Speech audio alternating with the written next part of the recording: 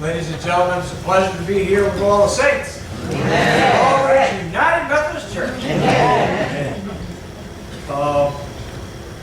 I give a talk every once in a while to the Carroll County Historical Society. Sometimes it runs for an hour. It won't today. The talk is based upon the history of the Civil War in the 19th century. Terms up there are what we call archaic. It's the way things used to be said. The United States colored troops are the people I'm going to be talking about today. For definition, the term colored was capitalized in contracts. It was the same, the C in colored was the same as the W in white. It was a statement of equality and hope. And so when the NAACP was founded in 1909, it was the National Association for the Advancement of Colored People.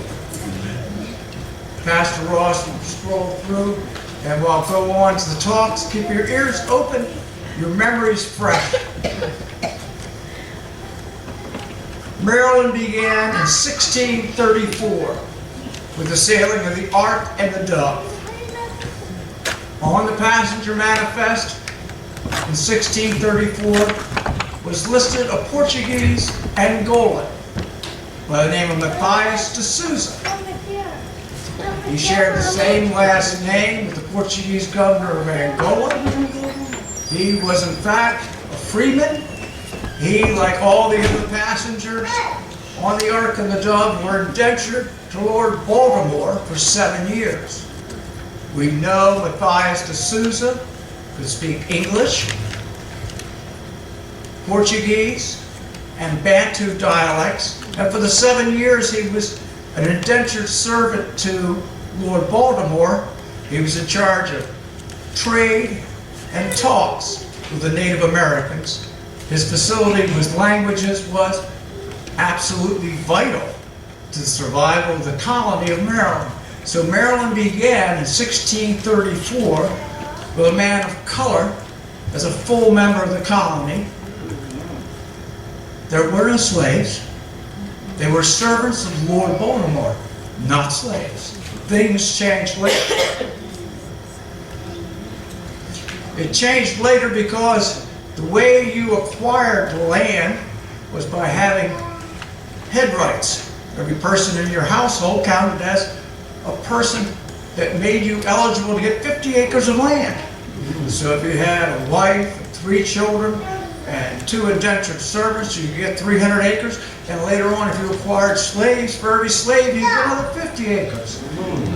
So slavery and gaming, unfortunately, became a vital part of the culture of Maryland.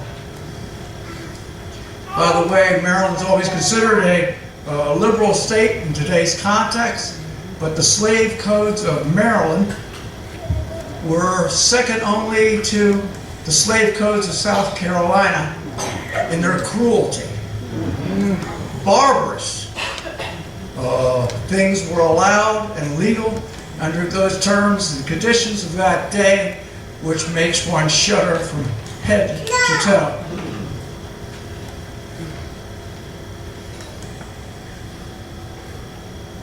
But 1860 came.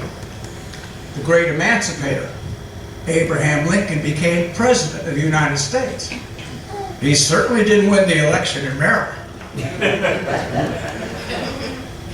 But men of color turned out in great numbers to fight in the United States colored troops.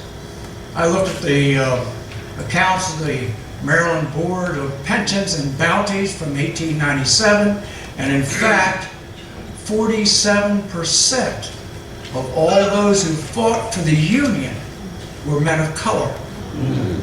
47%.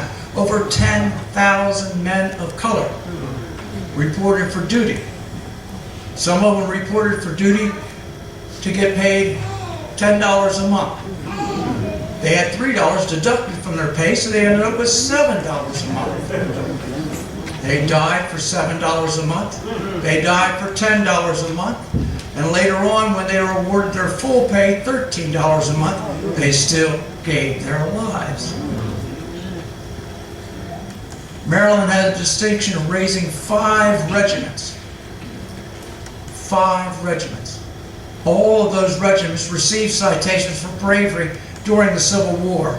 The numbers of the regiments are the 7th and 9th, who received an award for the actions at Appomattox Courthouse, the 4th and 13th for the siege of Petersburg, the 4th, 13th, and 39th for the campaigns at Fort Fisher.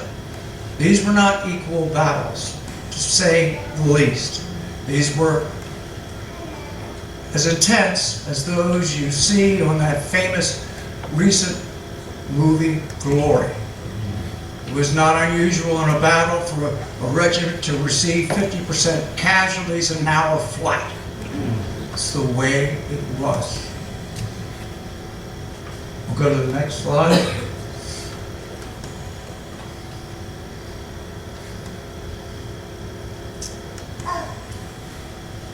The colored troops of Maryland received more congressional medals of honor than any other group from any state in the nation. More medals of honor than any other state in the nation. Alfred Hilton, I'm going to give a little biography of each man and I'll keep it moving. Alfred Hilton received his medal at the Battle of Chapin Farms. The Battle of Chapin Farms, the 4th United States Colored Troops, many of whose members came from Westminster and Carroll County, were attacking the outer defenses of Richmond. The outer defenses of Richmond were designed in part by Robert E. Lee, who was a brilliant engineer, and when the 4th United States Colored Troops came to those defenses, the defenses consisted of 2 walls of abatis, sharpened wooden spikes. One wall you have to climb, then you have to climb a second wall. And on top of the second wall was a wooden palisade. And behind that palisade was Colonel Gregg's dismounted cavalry, who had plenty of ammunition. They did not run out of supplies. Alfred Hilton was a member of the Color Guard. And at the opening of the battle, the Texas Brigade opened fire. Alfred Hilton was the last man standing in the Color Guard.